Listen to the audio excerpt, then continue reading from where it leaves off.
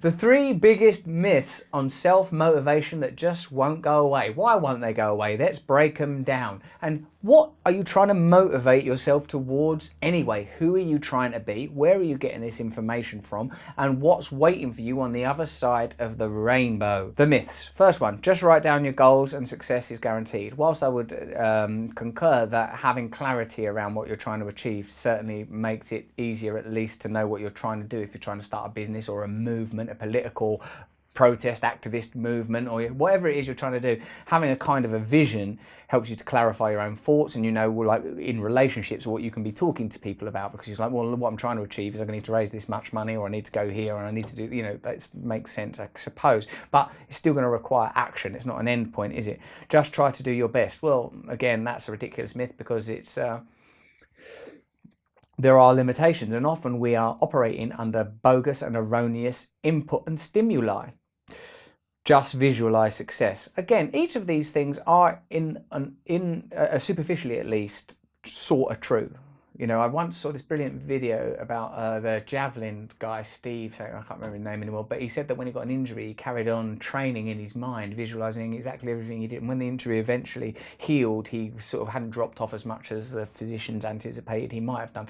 All things are happening ultimately in consciousness, and even though there's an anatomical component in something as obvious as Steve Backen, you all know, if you keep if the body is injured, you can't do that, but the consciousness, the mind, that you can continue to engage in through visualization. However, in and of itself, ultimately stuff that's achieved in the material world will require material action. But regardless of whether or not you write down your goals, try your best to succeed and visualize success, the outcome of these actions is still in question, because where are we getting these paradigms from? Whose definition of success are we operating in accordance with?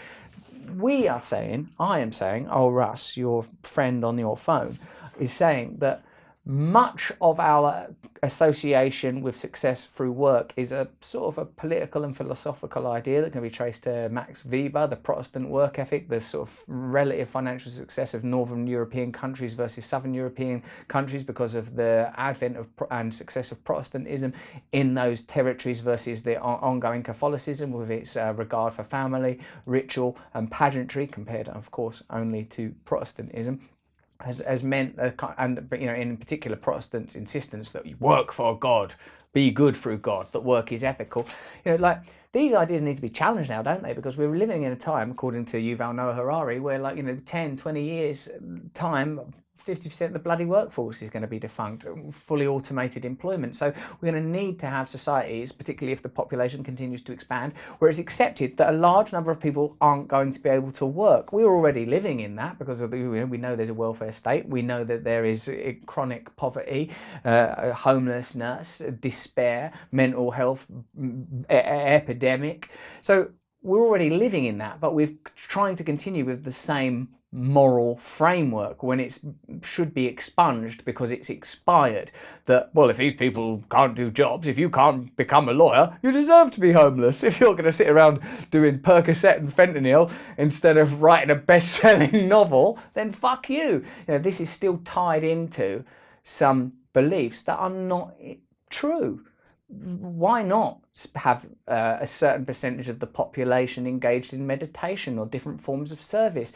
Is it not questionable that your value as a human being is tied to your economic value? You know that economics is a construct, you know that capitalism is a construct, you know that consumerism is a construct, and the way that all these various influences interface with one another through media, that we're constantly bombarded. Even as you're consuming this, you will be consuming different types of messaging. Well, let me tell you, it's a choice. The same as being a Muslim is a choice, or being a Christian is a choice, or being an atheist is a choice.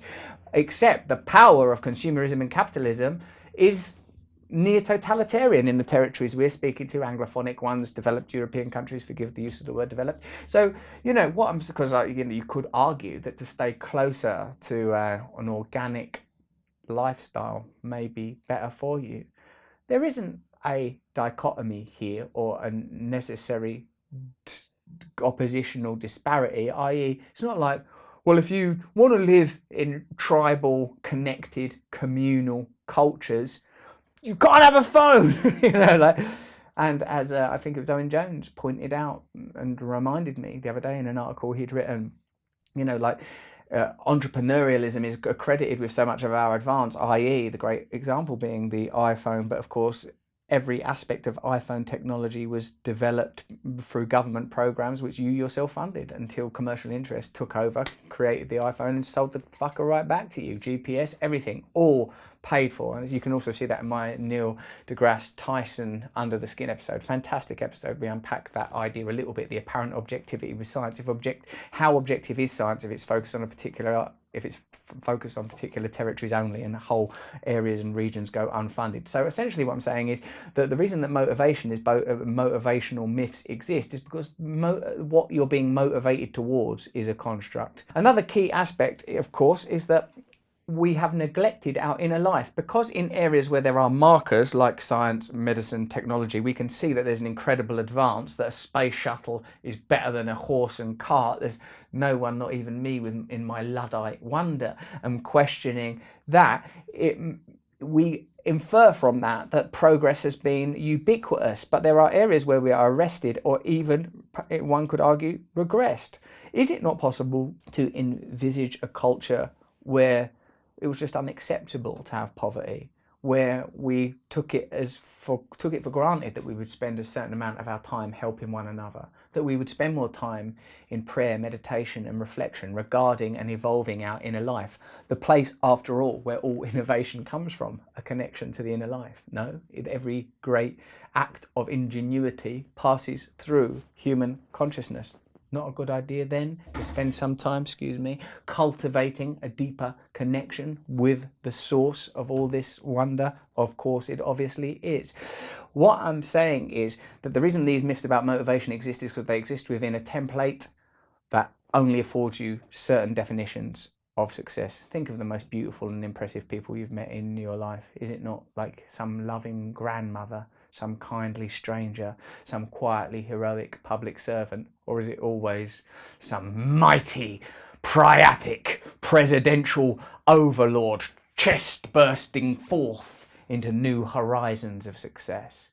So, question what success really means. These techniques, all spiritual techniques, if I may say so, trying to do your best, is realizing yourself, visualization. I hardly need to tell you that that's a spiritual idea. Write down your goals. Success is guaranteed. Reflection, contemplation, all old ideas.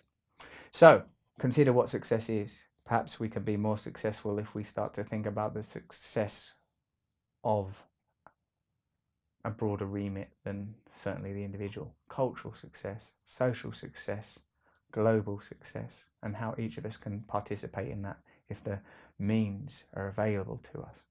If you like that video, why don't you watch a whole bloody great big playlist on well-being and self-care? There you go, it's in the description box, is it? Yeah, by you. It's by me. Have a look. It's by me now.